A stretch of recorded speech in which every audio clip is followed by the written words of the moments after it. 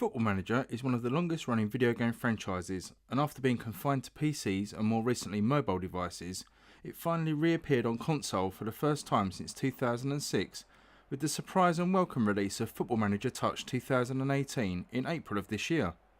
Now, some 7 months later, Sports Interactive and Sega are expecting fans to pay out once again with the latest version of the game. Is there enough of an upgrade here to justify another full price release? Let's find out as I review Football Manager Touch 2019 on the Nintendo Switch.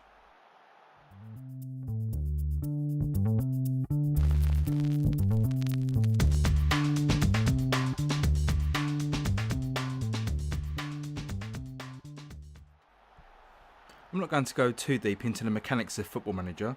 As I mentioned at the start, it's an age-old game, and I'm sure if you have any interest in a beautiful game in real life, you will have at least heard of, if not seen, Football Manager in action. Suffice to say, it's an in-depth football management simulation with a myriad of options at your fingertips that will allow you to take any of the hundreds of real-life football teams from around the world to glory in your own image. Whether you're a long ball specialist scratching around the lower leagues with your squad of part-timers, or an analytic tactician masterminding European glory, it's all here for you in this game. So I'm going to do things a little bit differently in this review, and instead of focusing too much on the game itself, let's take a brief look at some of the changes introduced in this version, and how they compare with the excellent 2018 version, which, by the way, I gave a 9 out of 10 rating to and have a written review on my site. I'll leave the link below. First thing you'll notice in the 2019 version of Football Manager Touch is a new look. Now, this mostly consists of a new skin over the top of the same screens from last year, but personally I think it's a slightly nicer look, although your mileage may vary on this. Despite the new skin, the UI remains largely unchanged from 2018, which is slightly annoying as there was definitely room for some improvement. The tactical screen is pretty much the only section that's seen a tweak, but more on that in a moment. It doesn't take long for the first real negative to rear its head though, and that's in regard to the controls. The first version on the Switch allowed both touchscreen control, which to be honest was too fiddly to use due to the relatively small screen size of the Nintendo Switch, and physical controls using a controller. After a period of adjustment, I found these physical controls to be excellent, and having dedicated shortcut buttons for various menus make getting around a breeze. Whilst these control options remain the same in 2019, it feels like there's been a microsecond of lag introduced, which can make selecting options frustratingly slow. It sometimes feels like button clicks haven't been registered, only for the UI to then spring into life a second or two later. In a game that relies nearly solely on either moving a cursor around and clicking on screen items, or tapping a button to move the game on, it now makes using a controller slightly annoying, which is a shame because, as I've said, for me it was a real plus of the transition to console in the earlier release. This lagginess persists through a lot of the game, which brings me to my next negative and maybe the biggest issue with the game, and that's the 3D match engine. This is a graphical representation of the match being played out and is surprisingly immersive, with different styles of stadiums and pitches, authentic kits and player likenesses. Well, as much as they can be with the fairly basic graphical style. I put many hours into the 2018 version, and I can't recall many, if any, instances of a 3D sequence playing out the same way twice. It feels very organic and really helps suck you into this virtual world. So imagine how disappointing it is to see the 3D match engine in this year's version lag terribly at what feels like 10 frames a second. It's incredibly jerky, and apart from giving me a headache if I watch it for too long, it also feels immersion breaking, as you just don't want to watch the ball jerk from one side of the pitch to the other.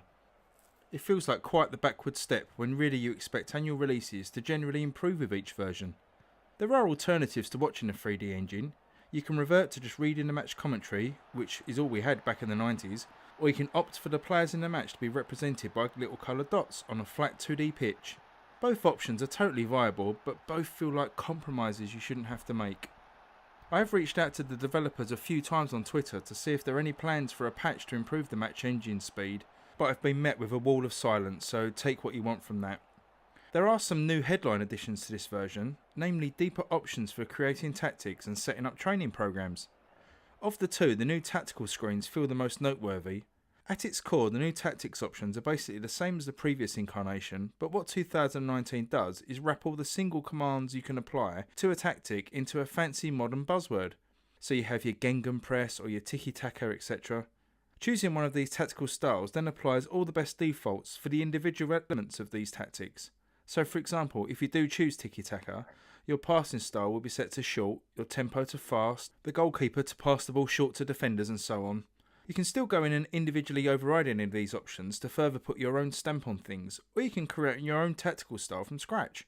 Once you have a tactical style in place, you will then be presented with a list of the best formations to play that suit your style. All of these new options do actually feel good to use and serve both to cut the time it takes tinkering with tactics on a surface level, whilst also making deeper adjustments to them more intuitive. I can see both casual players and those wanting to really dig into this section will be happy with these changes. On the other hand, the other new feature that was heavily promoted, the new training options, I found to be not much of an improvement on last year, and you will soon be asking your assistant manager to pick up the slack here and not look at it again. So those are the headline changes. You still have the same modes here as last year, which include the bog standard career mode, which you could potentially spend hundreds of hours in. Then there's a create a club mode, where you replace any existing team in a league, create a badge, kits and build a squad to take on the real life teams. And finally a few scenario modes, where you are given set goals to complete with a varying difficulty, such as taking over a newly promoted side or guiding your club through an injury crisis. These are nice diversions you can tackle between your career mode jobs. Overall though, for me, Football Manager on Switch so far has been like Burnley in the Premier League recently. Last season, not much was expected, but they were full of surprise, potential and impressive in lots of areas, compared to this season where it's all gone a bit wrong, becoming a stuttering mess and in danger of relegation. Football Manager will also soon lose its status as the only management game on Switch, with the pending release of the port of the mobile game New Star Manager, which whilst a more casual experience than FM's full-on simulation, it's still a football management game that should do very well. So like Burnley, FM is going to have to make some big changes to retain its Premier League status, or risk being relegated to second place for the foreseeable future. Whilst a lot of great gameplay is still lurking under the hood of this game, and dedicated fans should still get a lot of enjoyment from it, for me it's a backward step, and with the performance and the lack of any real exciting new features, this means I'm going to give Football Manager Touch 2019 on a Nintendo Switch a 7 out of 10.